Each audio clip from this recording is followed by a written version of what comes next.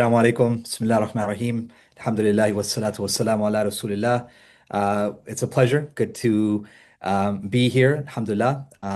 Obviously, very timely. When we were kicking off this web series, I had reached out to Rami and the team. I said, we have to kick off with Dhul Hijjah. Dhul Hijjah is one of those times where 5, 6 years ago, unless you were going for Hajj, Dhul Hijjah wasn't really top of mind.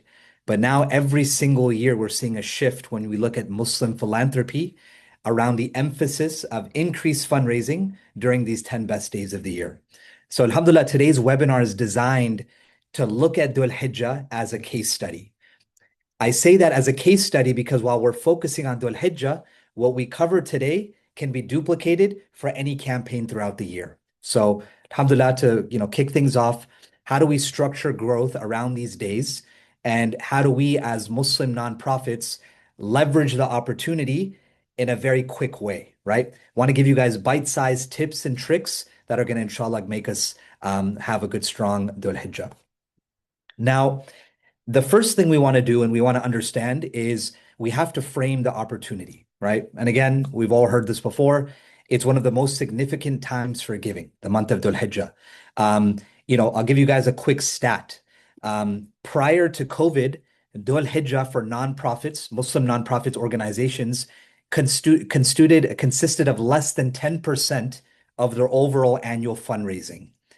After COVID passed, 2022 and afterwards, we then started to see, we did a recent study, the Muslim Philanthropy Initiative, over 31% for some organizations of their annual fundraising was coming from campaigns linked to Dhul Hijjah. So you're seeing a 3x growth in a matter of a couple of years. So you want to make sure we're activating, we're packaging for the month of Dhul Hijjah. Obviously, donors are spiritually motivated and actively looking to give. That branding of these are the 10 best days of the year is starting to catch on now with the Muslim community. So we're seeing a shift in giving there. And it's often underutilized compared to Ramadan. Now, remember, Ramadan for us as a community is the World Cup, it's the Super Bowl, it's everything pushed into one. But the noise and the competition in Ramadan is also extremely high. Dhul Hijjah is not as much traffic, which gives us, for some of us smaller or middle-sized organizations, it equals the playing field. It gives us a large opportunity to target and resonate with donors if we have the right campaign, right? Remember, this isn't just a fundraising moment. These 10 days, it's an opportunity to grow, right? And a sustainable growth in that as well. Now, why this structure matters, right? Many nonprofits, and I would beg to say majority of nonprofits, approach Dhul Hijjah last minute, right? They see a webinar like this. They see, a third-party platform promoting some bonuses or perks of using their platform during Dhul Hijjah, and then they go live. I'm telling organizations you need to strategize for Dhul Hijjah just like you do for Ramadan, the exact same way. Instead of 30 days, you're focusing on 10 days. You're not going to get the same level of ROI, but you're going to get much more than you're going to get outside of other fundraising cycles and segments. You also want to make sure your reactive campaigns lead to missed revenue, right? So when you have reactive campaigns, when you're not proactively intentional about what you're pushing and when, you're gonna miss a lot of potential revenue. I tell a lot of organizations, one of the best times of the year for new donor acquisition is Dhul Hijjah. Looking at the data from 3 of the largest nonprofits, Muslim nonprofits in the US, all 3 of them said that out of their new donor email acquisitions on an annual basis, more than 35% came during Dhul Hijjah, right? Because again, the money raised may not be as high, but the engagement is extremely high. So not only do we want to ask for money and long-term gifts and recurring gifts, we want to use this time to do a data grab as well. And again, inconsistent outreach also leads to inconsistent results, right? You get what you put into something, and the same thing applies to this structure. So what are some common gaps? Why are nonprofits not taking advantage of Dhul Hijjah, right? We mentioned the data shows there's a lot of money. The data is telling us it's a great time to get new data, new donor acquisition, but we still have this over-reliance on Ramadan. right? We build a team, we set up a strategy, and we put all this emphasis on Ramadan.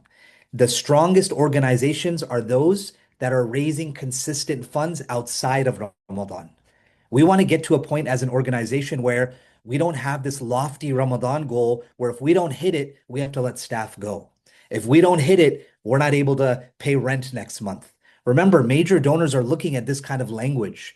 When you're constantly showing urgency to the point where you can't thrive or survive after a certain cycle, that's not really the credible org a major donor wants to invest in. So we want to minimize reliance on Ramadan by maximizing fundraising during seasons like Dhul Hijjah, Rabi al-Awwal, year-end campaign. If you're an Islamic school, back to school campaign. If you're a mass center or a masjid or a community leveraging around youth. Remember, youth-based donations peak in August and September, right? Kind of back to school vibe. So what are we doing as an organization to cater to that demographic, to that segment with that data?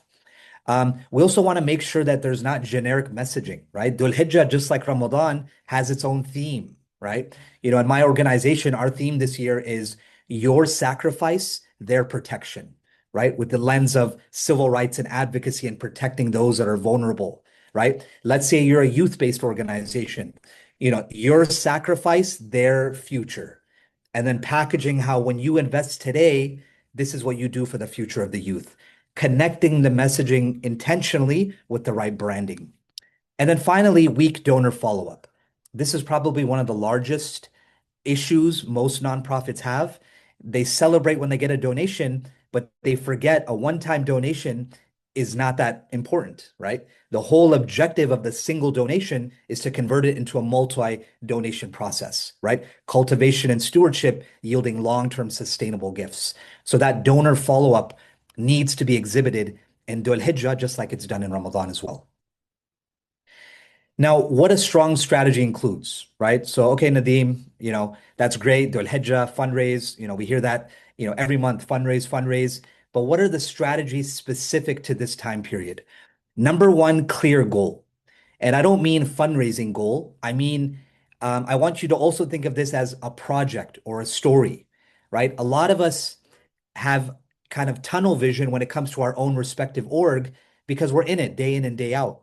We're selling it, we're promoting it, we're marketing it, we live it, we volunteer through it, we work through it. But it's very important for the external audience that you create a story that's going to resonate with donors for these 10 days.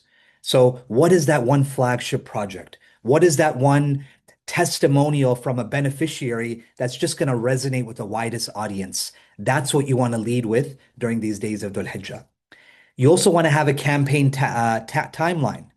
For those of you that are thinking, okay, Dhul Hijjah is going to start on May, I don't know, 17th, 18th, 19th, let's launch the day before.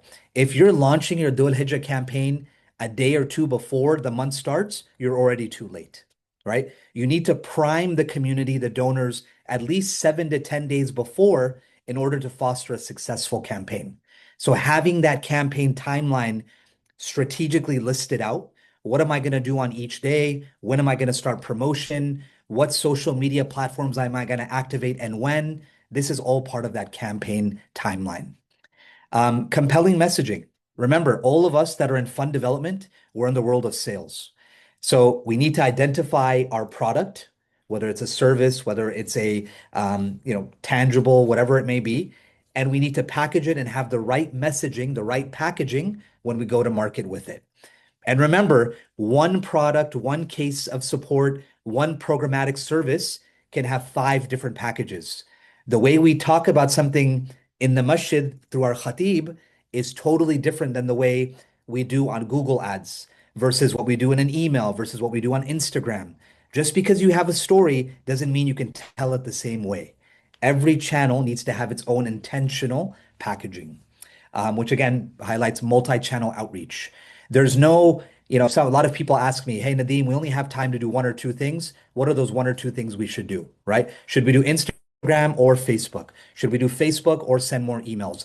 The right answer is you got to do them all, right? Unless you have 3 years of data compiled up and you can strategically data backed say this is what works, You have to spread your message across multi-channels, right? Remember, different segments, different age groups, different types of donors are consuming content on different channels. And then finally, and most importantly, simplify the donation experience. I cannot tell you how many pages and websites I've been to where before you guys accept my donation, I had to click 14 times.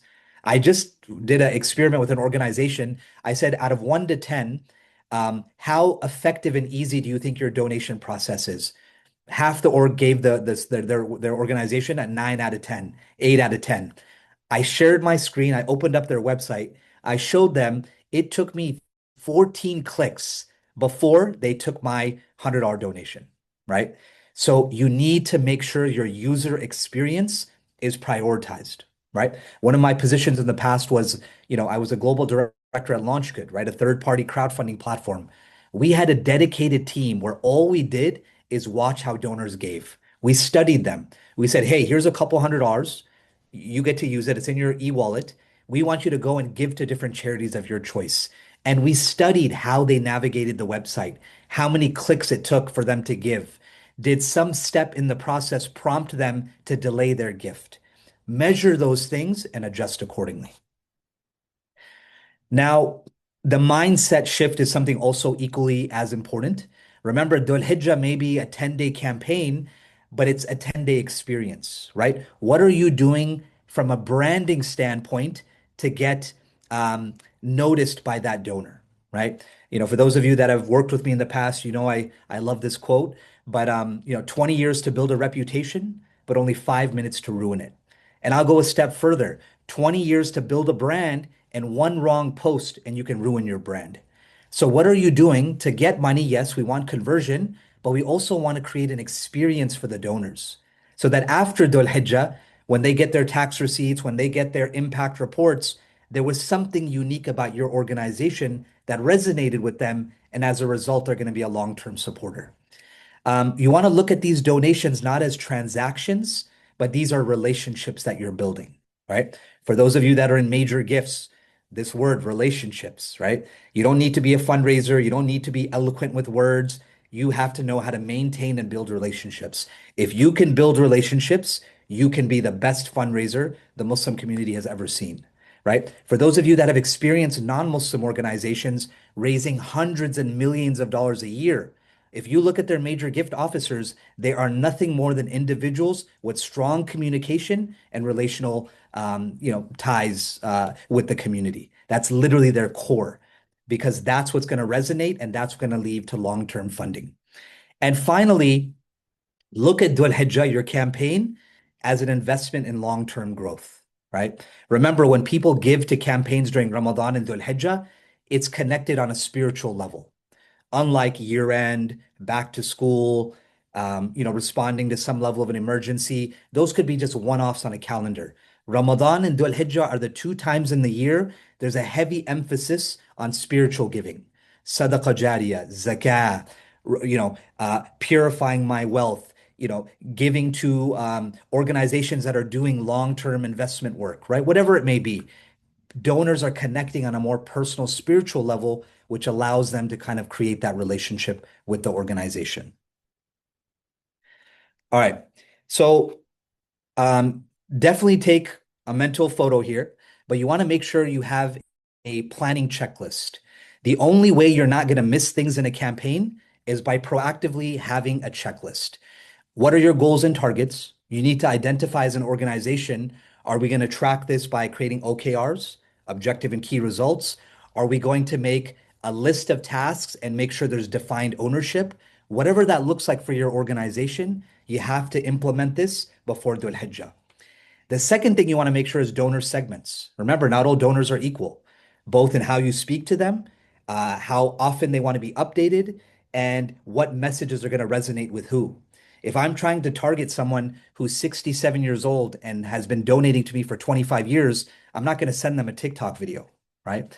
And if I'm trying to engage the younger crowd, the recent study shows 32 to 45-year-olds. This is the new sweet spot we want to target. These are wealthy young professionals making a lot more money than, people that age made 20, 30 years ago. and they have disposable wealth. They're not necessarily associated with a masjid, but they want to support good causes. What are you doing as an organization to target that segment, right? So these kinds of questions. Stories and messaging, right? Even if you look at your own personal giving, you may not even subconsciously think about this, but by default, we resonate with the orgs that tell the best stories, right? Production, storytelling, emotional appeals, whatever is a small bite-size memorable experience, that's what we usually connect with beyond all the noise that's out there. Having a dedicated outreach schedule, that's extremely important. Plan in advance. The more strategically planned you are, the more dynamic you can be when something abruptly happens, right? If everything is scheduled, right? We're seeing the age of AI now. You're no longer writing emails in the present. You're writing the emails on a Monday and you're scheduling them out for the rest of the week, right? It's called email sequencing. So scheduling that in advance allows you to be dynamic and reactive and proactive in your reactiveness when something comes up, right? Look at relief organizations when an emergency happens. The difference between going live first and second when an emergency happens is about $100,000 in online fundraising. That's an actual stat from a crowdfunding platform. So time is money, right? If you come in at the right time, if you're faster than others, you're going to see a result in your conversion. Donation setup, again, make sure those channels are set up, situated, automated, tested. If you know you're going to get an increased load of traffic on your website, you're not used to it, make sure your website is tested and audited and can take on that additional load. And then finally, have a follow-up plan, right? Remember, long-term donors, major donors, recurring donors are built in that thank you process of the initial gift. So how you thank the donors, how you update them on their impact, how you cultivate that gift into something long-term will dictate the long-term, consistency of that gift as well. Again, having daily goals. This is something very unique to Dhul Hijjah. In Ramadan, a lot of orgs will do an audit after a week, right? Because you have about 4 weeks plus for Ramadan. Each week is a little slight tweak to the theme. In Dhul Hijjah, every day is valuable. So tracking it day by day is the way to go. You want to break your overall goal into daily targets. You want to be realistic, and you want to tie goals to programs or impact, right? So again, you don't want every day of Dhul Hijjah to be a brand new project, right? Hey, we're going to highlight the 10 things that we do best, right? That's kind of messy. There's a lot of noise, but you do want to have some consistency in how you focus on each day of Dhul Hijjah. Remember, not each day is equal. I'll give you another quick stat. The second day of Dhul Hijjah, the sixth day of Dhul Hijjah, and obviously the ninth day being the day of Arafah, historically online are the peaks for online fundraising, right? Some of it makes sense. Obviously, day of Arafah, a lot of people are fasting. They want their deeds to be given in the best way packaged as it gets taken up to Allah subhanahu wa ta'ala. But the other ones are kind of just based on data. For whatever reason, day one is not as much. People are getting acclimated, they're getting used to it. But day two, there's a massive spike. So now that we know this data, what are we doing to capitalize on that breakdown? Again, donor segmentation. These are kind of the three groups you want to plan around. First-time donors, returning donors, and major donors. How are we speaking to them? What are we doing differently? How are we categorizing them? What are we doing to make sure for all our first-time donors that data is going directly back into the CRM, right? I also want to make sure I'm tracking that not only is this a first-time donor, where are they giving from, geographical location, and I want to tie them to the Dhul Hijjah campaign. It's very important to know when donors give the first time, which campaign they're associated with, right? The fact that they came in through Dhul Hijjah is an indicator that A, I'm going to keep doing this campaign, and B, there's some spiritual significant tie to the way they choose to give, right? So having those types of things. When it comes to major donors, again, outside of Ramadan, this is one of the best times to get pledges. I'm already actively asking my donors for pledges that I will say, I would love to count on you for a $5,000 contribution. I know this is 20% more than you gave last year during this cycle, but I will process your donation on the day of Arafah, right? Donors love being able to give their gift on a day where they feel like it's amplified, right? Just like major donors love matching campaigns. Dr. Mariam, thank you so much for your contribution and support. Alhamdulillah, we have 5 donors who are willing to give a $25,000 match if I can raise the same amount in the first 9 days of Dhul Hijjah. Can I count on your support? When you give 5K, it's multiplied in impact. They love being able to amplify their giving through matching funds. So just want to give you some examples of how you segment and how you speak to these different groups. Now, we've all been hearing this term storytelling, right? We're hearing a lot more. We keep, the right stories resonate, the right stories break through the noise. Data is powerful, but stories are emotional, right?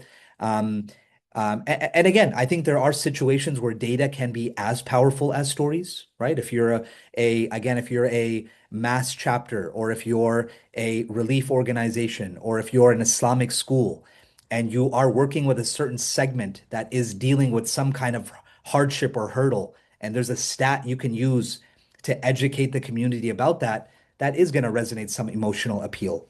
But the more real stories and specifics you have, the more likely you're going to get a strong conversion, right? We want to go away from we help change the community. We help, end intergenerational poverty, right? Again, very vague. The more stories we can tell, the more individual examples we can give, the better off we are to get conversions. A lot of people say, no, Brother Nadeem, relief orgs, they have it easy, right? Water, orphans, food packages, makes sense, right? Zakat eligible. Muslims give to them open wallet. But what I tell them is don't only look at what relief organizations are fundraising for, look at the structure of their fundraising, right? They use what we call a quantification method. $100 feeds a family of five over the next 5 days. When, where, how much? I can immediately, as a donor, connect my gift amount to the impact. There's no reason why me, as an Islamic school, as a masjid, as a community institution, as a foundation, as a school, why I can't do the exact same thing, right? Find projects you can quantify, because that's going to resonate with donors. It's going to increase the likelihood of quick gifts. And again, you want to show transformation, right? You want to show impact. The average nonprofit, after collecting a donation during Ramadan or Dhul Hijjah, takes anywhere from 2 weeks to 3.5 weeks to reply to the donor with a thank you and an update of their impact. Now, let me give you guys a stat from some of the largest organizations globally. They have a 48-hour policy. If a donor gives you a donation today, within 48 hours, they're going to get recognition, they're going to get thank you, and some element of an update linked to why they gave and to what fund they gave to, right? So the days of taking your time are gone, and you're going to lose donors if you're not quick with that cultivation, with that follow-up on the impact. As you guys can see on the screen, identify the person, meaning who's the beneficiary, whether it's a program, it's a person, it's a family, it's an idea, it's a zakat element. What is the problem? The solution is where you mention your organization, you're providing that element of solution. And then what's the outcome if I am getting the funds that I need to fulfill my project, right? Think of that as a 4-step progress. If you can't answer these 4 things clearly and easily, it's probably not the right project for Dhul Hijjah or Ramadan for that matter, right? Because just like anything else, if it's complicated to explain, it's not going to resonate quickly with your donors.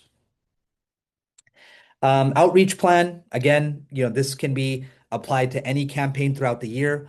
I'll debunk a couple myths on this slide. Emails are old school, brother. Emails don't work anymore. Nope. 2025 data, American Marketing Association, the average ROI on an email that's sent out for fundraising is $1 for a $36 return, 36x ROI. Email is still one of the most effective tools to reach your donors. Now, it's modernized. We need to segment, we need to automate, we need to be personal, we need to be shorter, we need the right percentage of imagery versus copy in our emails. We've definitely progressed in terms of how the email should be structured, but email is still the primary channel.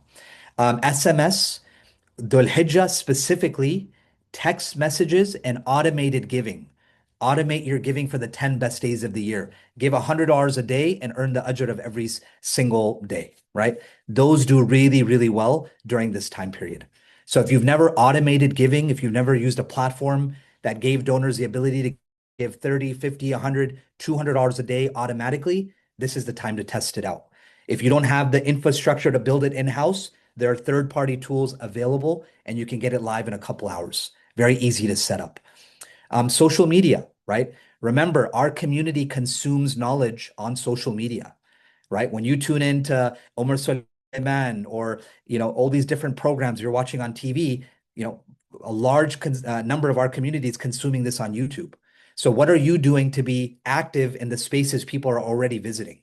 Right? One of the biggest increase in visibility on ads has been HTML5 ads, which is a fancy word for YouTube ads. If everyone's consuming knowledge on YouTube, why would I not promote my work on YouTube, right? With the right keywords, with the right follow-up messages. When Yasser Qadi gives a lecture or khatira about the importance of the day of Arafah, imagine now having your campaign resonate on the right-hand side, that when he's encouraging people that are not performing Hajj to do good, you give them that opportunity to do good by having your ad front and center just to the right of his video, right? Community announcements, right? For those of you where your work is directly or indirectly synced to the masajid, make sure that you're promoting that message and communicating to the larger community via the vessel of the masajid, right? Through the imams, through the khatibs, through the announcements. Remember, masajids are all different. I know some organizations are having some tough times these days getting access. I hear a lot of organizations tell me, Brother Nadeem, the masjids want a percentage. The masjids are raising money for themselves. The masjids are not open to allowing us to fundraise. But the first question I asked them, I said, what have you done for the masjid? If you expect masjids to give you access during Dhul Hijjah and Ramadan, you need to invest in those masjids outside of Ramadan, outside of Dhul Hijjah. Just like volunteers, you get in it what you put into it. So you want to make sure you're building those relationships so during times like this, you can count on them for their support, right? Remember, consistency beats complexity. Again, we talked about making giving easy. This is extremely important. I'd say about 85% of nonprofits are structured for their website to work well on a computer. But if you look at it on a mobile platform, it is not optimized whatsoever. The donate button is off-centered. I have to do 3 scrolls before I see the second donate. The images are off and not proportioned properly. Please, please, please, if you guys take away one thing from today, don't think because a donor's elder, they're not giving from their phone. MashaAllah, the aunties and uncles have figured it out, right? They know how to give from their phone, and majority of them are giving on their phone. Looking at the data from Giving Tuesday of 2025, Giving Tuesday said 74% of all gifts given on Giving Tuesday were given from a mobile platform. That is massive. Like, it's never been that high before. So optimize for mobile. Again, fast, simple checkout. If your organization is not offering Google Pay, Apple Pay, e-wallet, store your information, store your card, if you're not giving donors access to some kind of portal where they can access their tax receipts on their own, you're missing a big, big group of donors that potentially would be giving to you, right? Remember, ease, efficiency is also a measurable of transparency. Now it's not a matter of, do you have it so I can donate easily? It's, if you don't have it, you're not professional. You're lacking infrastructure. What else are you lacking on the inside? So you don't want donors to question the integrity of your work because of the lack of sophistication of your tools. And finally, clear giving options. Make it clear. If you're using a case study to tell your story, but you're collecting unrestricted funds, be clear about it. Don't make it confusing, right? A lot of people will talk about a very specific niche subject, and then at the end, your donations support our operating budgets and keeps the lights on. Like, don't be contradictory in your messaging, and make sure the giving options are clear. Remember, the easier it is to give, the more people will give. All right, donor follow-up. Again, efficiency and speed, share the progress during campaign, and report the impact immediately after. And when I say immediately, I'm talking like as soon as possible. For when you have a campaign like Dhul Hijjah, I want you to think of one day equivalent to 1 week of Ramadan. You don't have time to wait, right? You don't have 30 days to kind of see how things are going. Treat every day like a week. So when you collect donations from 8 a.m. till Maghrib, assess it that evening. Make a game plan of what you're going to do to follow up the next morning. Share the progress during the campaign. Remember, donors want to be part of something that's working. If you're raising money and you're hitting goals, notify the donors about that. I'll give you another stat. The average Muslim donor in Dhul Hijjah gives at least 3 times. Don't assume just because you got a gift on day one, you can't get another gift from them on the day of Arafah. And the only way they're going to give again is if you're communicating the progress of the campaign. All right, so kind of summarizing that, what are the top 5 ways to maximize in Dhul Hijjah, right? So if you were to summarize everything we've kind of discussed here, number one is start early and build momentum, right? I'll use digital ads as an example, right? Nobody starts running ads the day before Ramadan. The average organization raising more than 10,000 or more a month on digital ads starts running ads anywhere from 9 to 14 days before the actual campaign. Because as those of you that run ads know, it takes time for the algorithms to kick in, the analytics to show. You A/B test, you see which ads are working, which ones are not. You pivot the budget on the back end. You need to start early to build momentum. The other benefit of starting early is you get your brand and your story out there before everyone else, which again is very, very important. Part of our job is clarity and message and resonating with donors. You have a higher chance of doing that if you're not competing with 55 other stories. Number two, lead with strong storytelling. I think, it is what it is. It's as I announced it. The stronger the stories you have, the better off you're going to be. Remember, just because you care about your masjid or your school's electricity bills and water bills and operational costs and admin costs, and we want to increase salaries by 10%, that may be important to you. It is not generally important to the masses. So that's probably not the right campaign for Dhul Hijjah, right? Lead with a case study, lead with a story that's going to resonate. Create that daily urgency, right? The only way to do that is to have clear goals and be communicating consistently on your various multi-channel approach. Simplify the donation experience. Test out your Google Pay, your Apple Pay, your website donation feature, your ads. When someone clicks an ad, they should not go to your website, which is not even mentioning Dhul Hijjah. By the way, a simple fix that will optimize your conversion. For those of you that say, Nadeem, you know what our issue is? We get people to click the ad, but only 7% of them actually make a donation. You know what your issue is? You're not creating standalone landing pages. Don't have an ad for Dhul Hijjah and then they get sent to a page that has nothing to do with Dhul Hijjah. Make sure they're going to a landing page that immediately capitalizes on the story they clicked and they can quickly and easily donate, right? It's kind of become the standard now, not you have no option. And then finally, follow up consistently, right? Again, consistency is what's going to give you a large CRM database of donors. Consistency is what's going to allow you to have more recurring donors, which is powerful. Why? You have forecastable revenue. You can start making strategic moves because you can predict money coming in from those recurring donors. Again, just to reiterate, build that momentum early. We talked about that. Tease the campaign, warm up your audience, look at what you've done in the past, gamify things when you can as well. Really break through that barrier of noise and start early. Create the daily urgency. The only thing I want to highlight here is the day of Arafah is equivalent to the 27th night of Ramadan when it comes to actual fundraising totals. If you were to look at a kind of a graph of daily fundraising, a lot more money is raised on Dhul Hijjah during day of Arafah during any of the other days. I'll give you a quick stat on LaunchGood. Let's say we raised an average of $1 million a day as a rough example. The day of Arafah would be anywhere from 3 to 4x that number. So you're talking about a sizable bump just specifically on that day.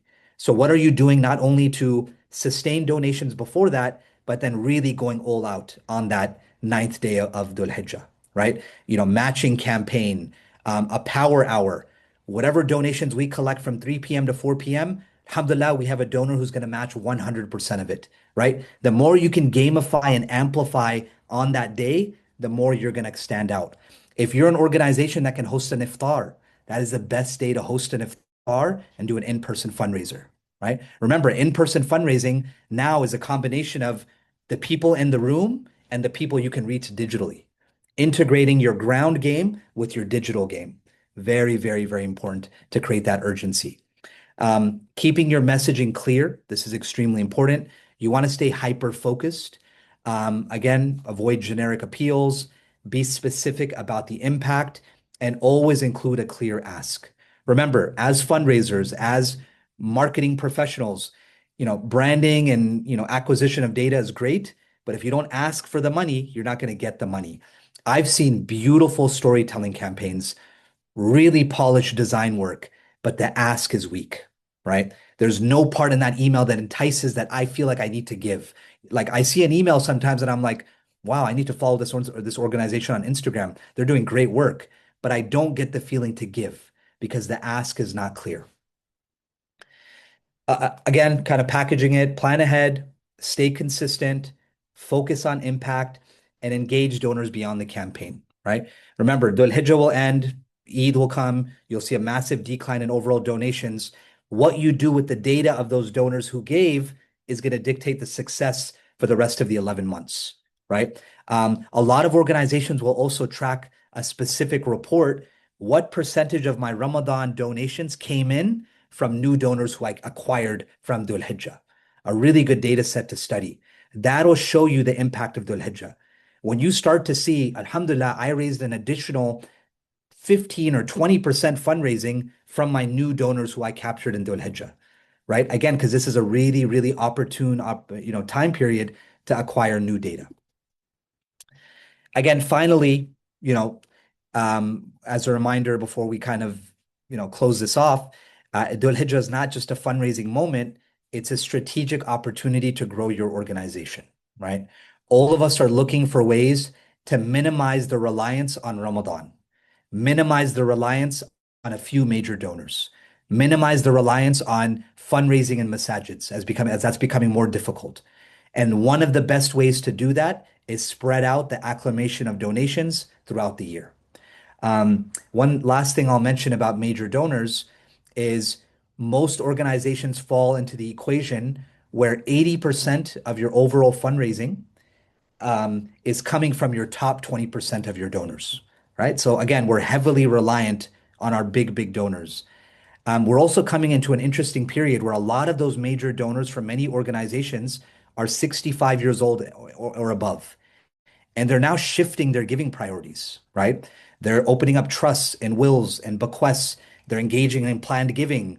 They're buying homes for their children or their grandchildren.